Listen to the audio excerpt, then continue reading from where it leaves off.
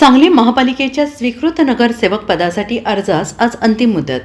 8 जागांसाठी झुंबड, कागदपत्रांच्या जुळणीत अनेकांची दमछाक. सांगली महानगरपालिकेच्या स्वीकृत नगरसेवक पदासाठी प्रशासनाकडे छाननीसाठी अर्ज दाखल करण्यात शुक्रवार दिनांक 10 रोजी अंतिम मुदत आहे. भाजप, काँग्रेस, राष्ट्रवादी, अजित पवार पक्षाकडे इच्छुकांचे अर्ज दाखल होत आहेत.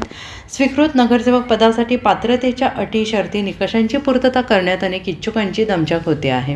दिनांक 17 एप्रिल रोजीच्या महासभेत स्वीकृत नगरसेवक निवड होणार आहे.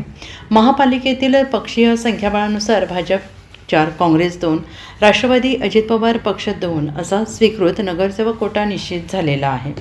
भाजपच्या स्वीकृत कोट्यातून नगरसेवक पदासाठी हनुमंत पवार, अजिंक्य कुलकर्णी, विनायक माईनकर, कय्यूम पटवेगार, पांडुरंग कोरे यांनी सभागृह नेते तथा गटनेते संदीप आवटे यांच्याकडे अर्ज दिला आहे. राष्ट्रवादीच्या कोट्यातून स्वीकृत नगरसेवक पदासाठी आयेशा इद्रिस नाईकवाडी, स्नेहल सावंत, शिशिर जाधव, दिगंबर जाधव, अशोक मासाळे, आकाश माने यांनी गटनेते मैनुद्दीन बागवान यांच्याकडे अर्ज दिला आहे. काँग्रेसच्या कोट्यातून दीपक माने यांनी विरोधी पक्षनेते तथा काँग्रेसचे गटनेते मंगेश चव्हाण यांच्याकडे अर्ज दिला आहे. शुक्रवार दिनांक 10 रोजी 3 पक्षांच्या गटनेत्यांकडे मोठ्या संख्येनं अर्ज येतील अशी शक्यता आहे. सामाजिक कार्यकर्ते विद बर्वे तसेच रवींद्र वळवडे यांनी स्वीकृत नगरसेवक पदासाठी नगरसचिव सहदेव काकडे यांच्याकडे अर्ज दिला आहे.